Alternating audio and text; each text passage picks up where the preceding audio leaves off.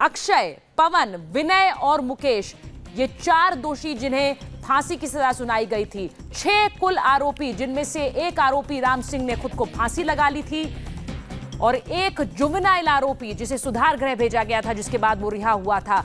बाकी 4 आरोपी जिनकी तस्वीरें आप इस वक्त अपने टेलीविजन स्क्रीन पर देख रहे हैं, अक्षय ठाकुर, पवन कुमार, विनय और मुकेश, इन चारों को फांसी की सजा सुप्रीम कोर्ट ने सुनाई है। सुप्रीम कोर्ट से आज कई की आस लगी हुई थी, उम्मीद लगी हुई थी, क्योंकि निर्भया का ये वो मामला, वो जघन्य अपराध जिसे लोगों ने एक महिला के खिलाफ अत्याचार नहीं माना है, देश के खिलाफ एक अपराध माना, जिसके बाद एक आंदोलन शुरू हुआ, जिसके बाद लोग सड़कों पर उतरे, लोगों का खून खौल उठा और इस पूरे मामले में लगातार इंसाफ की बात हो रही थी। आज 4.5 साल बाद सुप्रीम कोर्ट ने इन चारों दोषियों को फांसी की सजा को बरकरार रखा है। मनीष झा हमारे साथ है, कोर्ट रूम में मौजूद थे। मनीष, बताएं।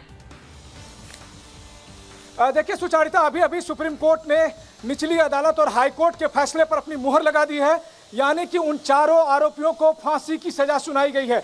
20-22 मिनट तक लगातार जस्टिस दीपक मिश्रा इस केस के बारे में अपना फैसला देते रहे। सुचारिता, मैं आपको बताऊं कि कोर्ट रूम पूरी तरह से भरा हुआ था और जब जस्टिस दीपक मिश्रा इस केस के बारे में बताना शुरू किया उन्होंने कि क्या कुछ घटा था 16 दिसंबर की रात को, हर आदमी जो वहां मौजूद था वो असहज महसूस कर रहा था। सुप्रीम कोर्ट में जब जस्टिस मिश्रा अपना फैसला सुना रहे थे तो उस समय जस्टिस मिश्रा एक एक बात बता रहे थे कि उन दरिंदों ने निर्भया के साथ क्या कुछ किया था और क्यों उसको फांसी मिलनी चाहिए। जब सुप्रीम कोर्ट ने यह कहा कि उस रात बस में जो कुछ हुआ था उसको देखकर लगता है कि ये चारों विकृत मानसिकता के लोग हैं और ऐसे लोग इस दुनिया में हो ही नहीं सकते हैं, और उसके बाद उन्होंने कहा कि हम इस मामले में हाई कोर्ट के फैसले पर अपनी मुहर लगा रहे हैं। मैं आपको बता दूं कि 3 जज फैसला देना था, 2 जजमेंट आना था, लेकिन यह बताया गया कि तीनों जज की सजा को लेकर एक राय है। जस्टिस भानुमति अलग से फिर अपना लॉजिक देंगी, जो इस पूरे घटना को लेकर वो अपनी कुछ टिप्पणियां करेंगी, लेकिन चारों दोषियों को फांसी की सजा सुनाने का सुप्रीम कोर्ट ने फैसला किया। तो 16 दिसंबर 2012 को दिल्ली के बसंत विहार इलाके में हुई जिस घटना ने न सिर्फ पूरे देश को बल्कि सभ्यता को झकझोर कर रख दिया था। मैं आपको बताऊं कि जब जस्टिस दीपक मिश्रा ये बता रहे थे कि उस लड़की के साथ कितनी दरिंदगी से पेश आया गया, कितनी बर्बरता से पेश आया गया, मैं बताऊं उस समय जब हम लोग सब खड़े थे कि हर कोई ऐसा फील कर रहा था कि मानो जज ये सब ना बोले, बस सिर्फ आखिरी लाइन बोल दे। इस तरह का मामला शायद ना सिर्फ रेयरेस्ट ऑफ रेयर की कैटेगरी में था बल्कि सुप्रीम कोर्ट में भी रेयर होता था। जस्टिस मिश्रा ने 22 मिनट तक लगातार इस केस से जुड़े एक एक तथ्य को बताया कि क्यों निर्भया की जो गवाही थी, सबसे इंपॉर्टेंट रहा निर्भया की गवाही।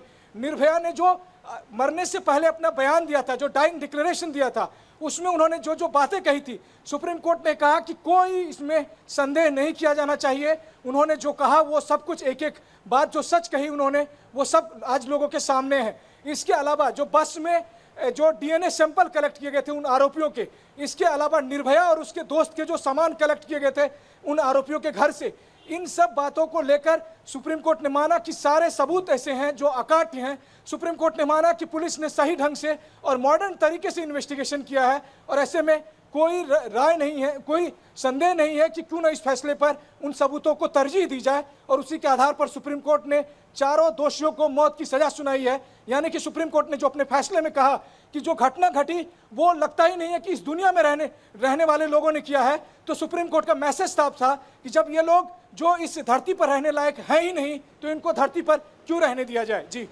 बिल्कुल मनीष, और ये बात बार बार कही जा रही थी कि इस पूरे केस में एक पब्लिक ओपिनियन है जो आरोपियों के, दोषियों के खिलाफ है, लेकिन इसको परे रखते हुए मैं कहूं कि कोर्ट ने यह फैसला इस अपराध की जघन्यता पर और जो डाइंग डिक्लेरेशन था निर्भया का उस पर सुनाया है। जी हाँ बिल्कुल, देखिए दरअसल सुप्रीम कोर्ट ने जब यह फैसला सुनाया तो मैं आपको बताऊं ठीक 2 बजे तीनों जज, जस्टिस दीपक मिश्रा, जस्टिस भानुमति और जस्टिस अशोक भूषण, तीनों आकर अपनी सीट पर बैठे। जजमेंट सुनाने से पहले ही जस्टिस दीपक मिश्रा ने कहा कि इस केस में हम 2 फैसला देने जा रहे हैं। जस्टिस भानुमति अलग से अपना देगी, लेकिन हम तीनों सजा को लेकर एक राय रखते हैं। तो साफ हो गया था कि तीनों मिलकर एक ही फैसला देने जा रहे हैं। उसके बाद जस्टिस दीपक मिश्रा ने शुरुआत की 16 दिसंबर की वो काली रात, और उसके बाद उन्होंने 16 दिसंबर का जो घटनाक्रम है, जो पुलिस के रिकॉर्ड में है, जो अदालत के रिकॉर्ड में है, उसको जस्टिस दीपक मिश्रा ने पढ़ना शुरू किया।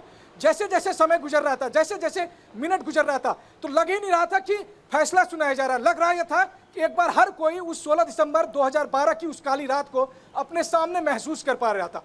जब जस्टिस दीपक मिश्रा ने यह पढ़ना शुरू किया कि उन दरिंदों ने निर्भया के साथ क्या कुछ किया था। देखिए, अदालत की एक मजबूरी है, अगर किसी को फांसी की सजा देनी है तो अदालत को यह पढ़ना पड़ता है कि उस दरिंदों ने क्या कुछ किया था। जब वो जजमेंट के हिस्से को, उस हिस्से को पढ़ रहे थे, तो हर कोई वहां पर परेशान दिख रहा था, क्योंकि किसी में इतनी हिम्मत नहीं है कि उस दरिंदगी को वो सुन सके। तो जरा सोचिए कि जब हम और आप उस दरिंदगी को सुन नहीं सकते, तो उसको सहने की जो स्थिति थी निर्भया की, उसके साथ क्या कुछ गुजरी होगी। और सुप्रीम कोर्ट ने इन बातों को ना सिर्फ अकाट्य सबूत के तौर पर माना, बल्कि सुप्रीम कोर्ट ने जो अपनी टिप्पणी की है उसमें उन्होंने कहा कि ऐसा लगता ही नहीं है कि ये लोग इस दुनिया के रहने वाले हैं। उन्होंने कहा कि ये एक विकृत मानसिकता है, जो सेक्स के प्रति जो विकृत मानसिकता होती है उसको दर्शाता है। ये लोग हैं जो हिंसा के भूखे लोग हैं। तो इस तरह से जो आरोपियों की ये दलील थी कि उनके एज को, उनकी गरीबी को, उनके माँ बाप को, या उनके जो परिवार में दूसरे सदस्य को कंसीडर किया जाए और मानवता के नाते फांसी की सजा की जगह उम्र कैद बदली जाए, उसको सुप्रीम कोर्ट ने मानने से इनकार कर दिया, क्योंकि सुप्रीम कोर्ट का मानना था कि ये लोग इस दुनिया के नहीं रहने वाले लोग हैं और इनको इस दुनिया में नहीं रहना चाहिए। जी।